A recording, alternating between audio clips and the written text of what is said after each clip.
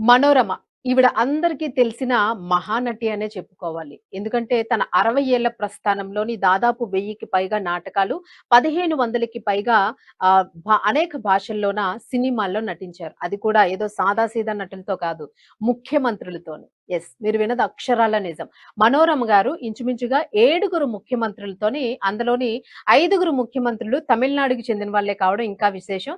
అలాగే మన తెలుగు ముఖ్యమంత్రి ఎన్టీ రామారావు గారితో కూడా నటించారు. పూర్తిగా ఈవిడ సినిమాలన్నీ చూసుకుంటే ముఖ్యమంత్రులు రాసిన కథల్లోని, ముఖ్యమంత్రులు తీసిన సినిమాల్లోని, ముఖ్యమంత్రులతో నటించిన సినిమాలు. సో, ఇవే ఎక్కువగా కనిపిస్తూ ఉంటాయి.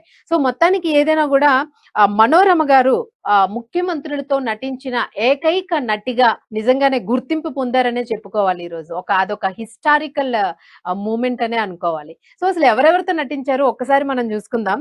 సో, ఎన్టీ రామారావు గారి విషయానికొస్తే ఆంధ్రప్రదేశ్ ముఖ్యమంత్రిగా ఉండేటప్పుడు ఆయనతోని 'దసరా బుల్లోడు', 'చాణక్య శపథం', 'మంచి దొంగ' ఇలా అనేక చిత్రాల్లో అయితే నటించారు. అలాగే తమిళనాడు ముఖ్యమంత్రి ఎంజి రామచంద్రన్ గారితో నటించారు. అలాగే జయలలిత గారితో నటించారు. జయలలిత గారితోని మనోరమ గారికి ఎంతో అవినాభావ సంబంధం ఉండేది. అక్క అక్క అంటూ కూడా ఎంతో దగ్గరగా తీసుకునేవారు. జయలలిత ఉన్నన్నాళ్ళు కూడా నిజంగానే మనోరమ ఎంతో హ్యాపీగా ఉన్నారు. తర్వాత తర్వాత ఆవిడ పరిస్థితులు చాలా మారిపోయాయి. అలాగే కరుణానిధితో చేశారు. అలాగే సిఎన్ అన్నాదురైతోని, అన్నాదురై గారు రాసిన